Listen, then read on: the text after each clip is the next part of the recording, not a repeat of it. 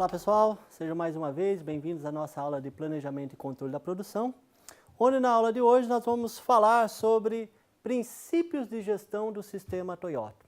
A gente ingressou na aula passada começando a falar sobre manufatura enxuta, sistema Toyota de produção. Então na aula de hoje a gente vai falar um pouquinho sobre os princípios desse sistema de gestão. Ok? Preparados?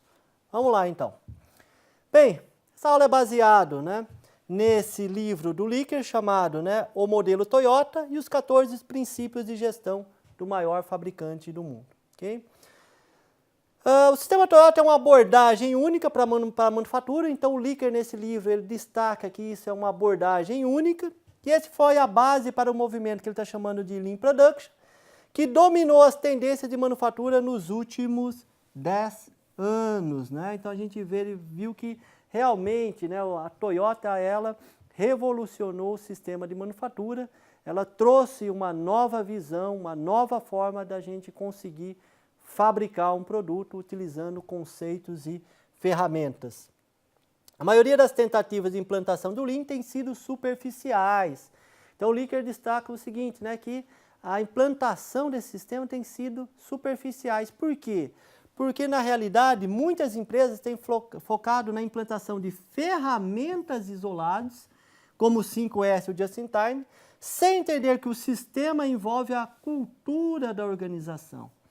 Então, pessoal, vai ser muito comum vocês irem visitar empresas ou trabalhar em empresas que eles vão ter ferramentas implantadas. O que seriam essas ferramentas?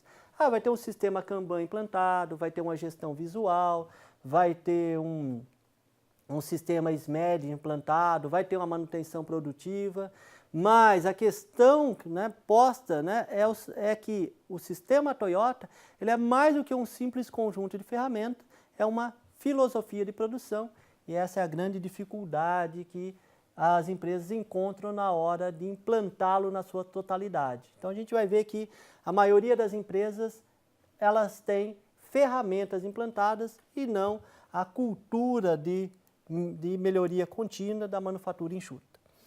Segundo o Mark Jones, o Lean Enterprise, ou a produção enxuta, ou a manufatura enxuta, é um conjunto de 5 passos. O que seriam esses 5 passos? Definir o valor para o cliente, definir o fluxo de valor, fazer o fluxo fluir, estabelecer a produção puxada a partir do cliente e buscar a perfeição. O que seriam esses 5 passos, então? Definir o que é valor para o cliente, ou seja, o que o cliente está interessado em comprar. A partir daí, fazer o fluxo fluir, ou seja, ter o máximo possível de fluxo na fábrica, não ter estoque excessivo na tua fábrica. Depois, estabelecer uma produção puxada, ou seja, fabricar de acordo com o que o cliente necessita. Tentar eliminar o máximo possível de fabricar mediante previsões. Por quê? Porque a gente viu até em PCP1 que a previsão de demanda, ela tem erros. A gente está tentando fazer uma estimativa.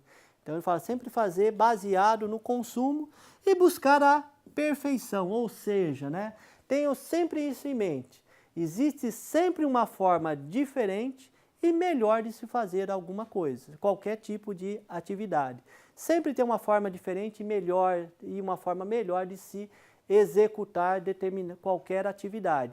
Basta a gente analisar e tentar melhorar a atividade, ok?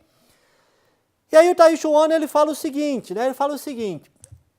que tudo que ele estava fazendo ao longo do tempo, all we are doing is looking at the timeline from the moment the customer gives us in order to the point when we collect the cash.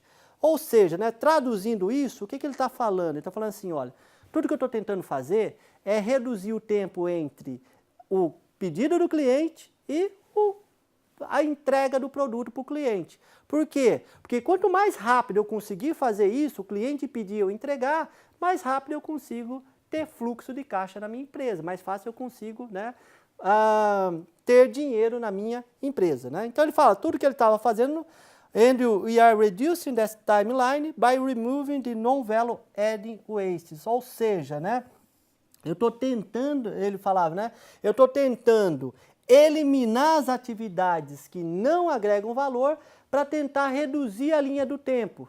Linha do tempo entre o pedido do cliente e a entrega do produto. Então, tudo que o Taishi Ohno estava falando, que ele falava que ele estava tentando fazer, é tentar eliminar, né, ou reduzir o tempo entre pedido do produto e entrega do produto. Ok?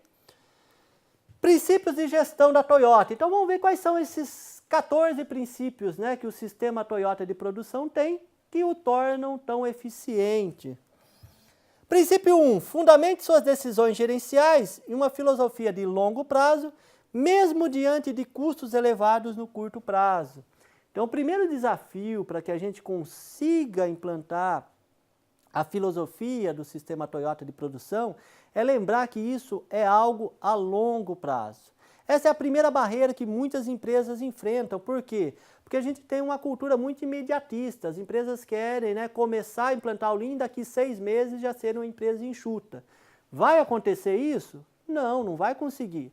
O máximo que as empresas vão conseguir em 6 meses é implantar ferramentas, vai implantar um Kanban, vai implantar ali uma redução de setup, vai implantar um programa de manutenção de equipamentos, mas isso é muito distante, né, da filosofia Lean. Tem que lembrar que isso é uma filosofia de longo prazo.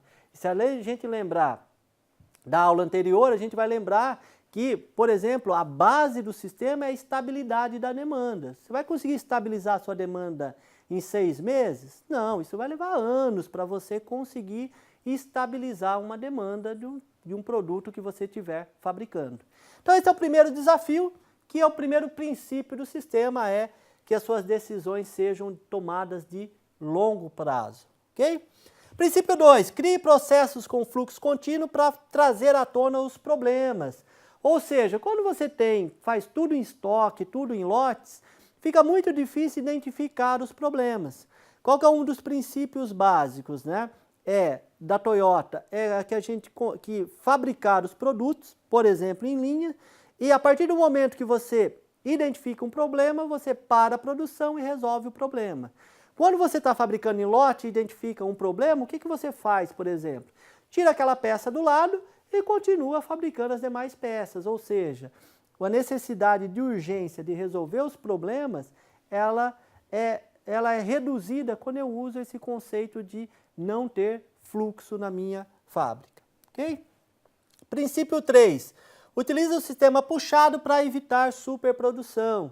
Ou seja, né, vamos fabricar, né, a Toyota tenta fabricar mediante o consumo. De novo, retomando, toda vez que eu tento antecipar a produção, toda vez que eu tento produzir mediante uma previsão, qual que é o problema? Se a previsão ela for menor do que o cliente deseja, vai faltar produto. Se a previsão foi maior, eu estimei uma quantidade maior do que o cliente vai comprar, o que vai acontecer? Vai sobrar produto.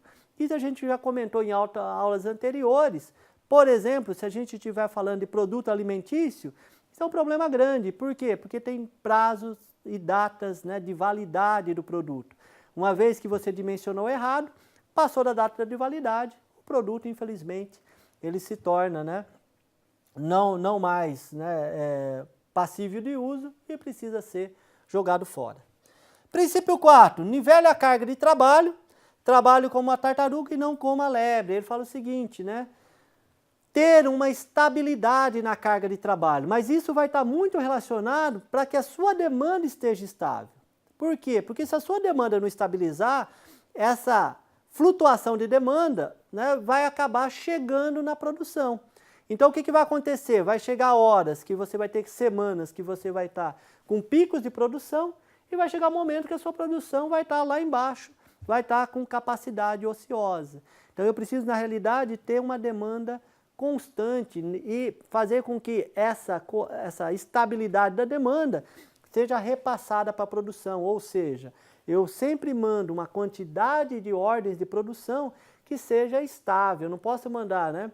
Um dia eu mando 100, no outro dia eu mando 500 para fabricar, no outro dia eu mando 20, aí fica complicado de fabricar, você vai ter que ter estoque para absorver essas flutuações, ok? Princípio 5, criar uma cultura de parar para resolver problemas alcançar alta qualidade durante a execução da operação. Ou seja, né, ter a cultura de identificou um problema, vamos parar o processo de produção, vamos resolver o problema para depois retomar a produção.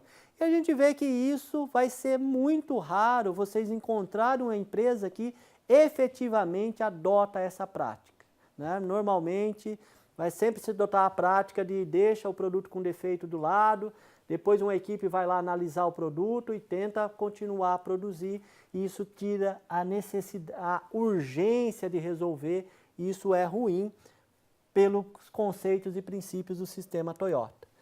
Princípio 6, padronizar tarefas é a base para a melhoria contínua e a capacitação dos funcionários.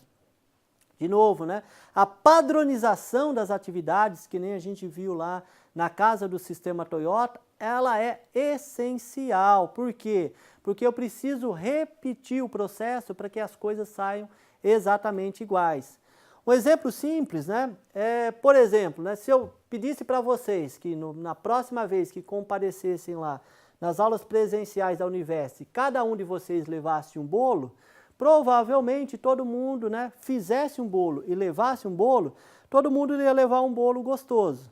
O problema é se eu pedisse para vocês, olha, agora quando vocês voltarem aqui na Univesp e vocês tragam novamente um bolo exatamente igual o bolo que vocês fizeram da primeira vez.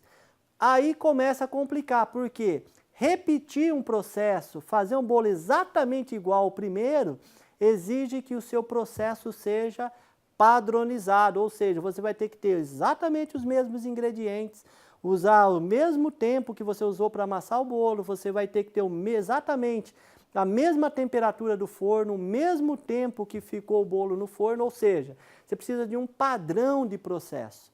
Por isso que é extremamente importante que na fábrica todos os processos estejam padronizados para que o resultado seja exatamente o mesmo.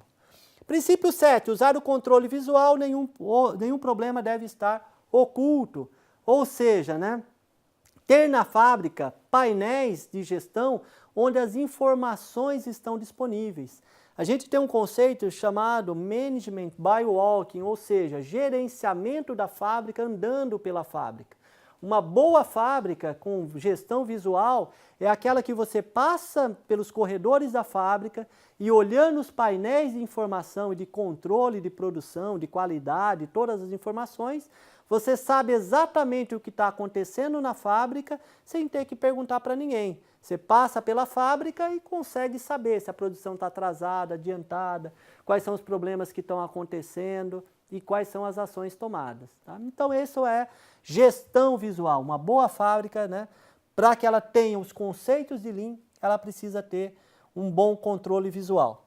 Somente utilizar tecnologia testada e confiável para suportar as pessoas e os processos. Então, na minha fábrica, né, não é lugar de ficar testando na produção, né? A tecnologia que eu vou utilizar, ela deve ser confiável e adequada para se realizar a atividade. Princípio 9, possuir líderes que cresçam compreendendo todo o trabalho, vivam a filosofia e ensinem a outros. Para que eu consiga implantar esses conceitos, para que a minha fábrica possa ser classificada como uma empresa enxuta, tenha a filosofia de produção enxuta implantada, todas as pessoas, né, todos os níveis de gerência da empresa precisam ter a filosofia muito bem consolidada para que elas possam transmitir isso às pessoas, ou seja, os nossos líderes, né, líderes que cresçam, né, na filosofia, compreendendo todo o trabalho, né? Ou seja, os meus líderes precisam compreender que as decisões, né, são de longo prazo, que os conceitos de gestão visual, todos esses conceitos e princípios têm que estar muito bem sedimentados na cabeça dos nossos líderes da nossa empresa. Ok? Princípio 10, desenvolver pessoas e times excepcionais que seguem a filosofia da empresa. Ou seja, né, todas as pessoas precisam ser treinadas e desenvolvidas nos conceitos, né, da filosofia da produção enxuta, da manufatura enxuta. Princípio 11, respeitar sua rede de fornecedores e parceiros, desafiando-os e auxiliando-os na melhoria. Aqui a gente já vê um outro grande desafio, que é o seguinte: ter parceria com os fornecedores. A grande maioria dos casos, o que a gente vê? Como se desenvolve fornecedores? Normalmente pelo de menor custo.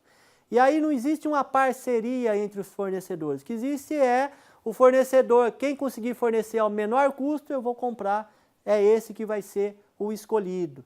Então o princípio, do princípio 11 não é simplesmente o que tem o menor custo, é desenvolver uma parceria de longo prazo com o fornecedor e junto com ele tentar desenvolver os sistemas produtivos para que a gente consiga melhorar e aí sim reduzir custos de produção e ter produtos mais baratos.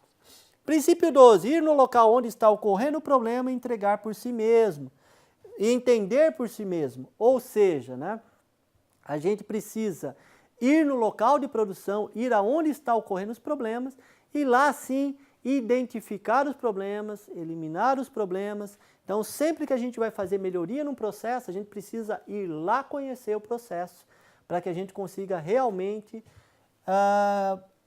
implantar soluções viáveis e que tragam bons resultados.